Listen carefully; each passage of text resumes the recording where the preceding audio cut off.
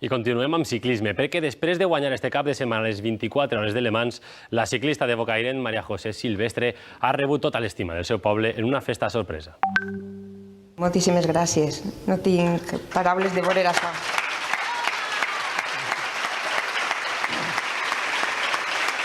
La seva família transportava el correu d'un lloc a un altre en bicicleta i ella, gràcies a la bici, ha exportat el nom de Bocairent a tot el món.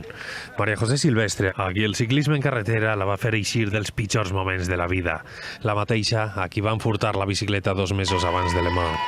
La que amb 53 anys va guanyar este cap de setmana competidores d'arreu del món prou més joves. Esta prova que he fet siga referent per a unes altres dones i per a les xiquetes que vegin que les dones també fem esport, que estem ahí. La manera com ens has ensenyat a guanyar, que és des del respecte, que és des de la constància. A voltes poc importa el DNI quan es tenen ales.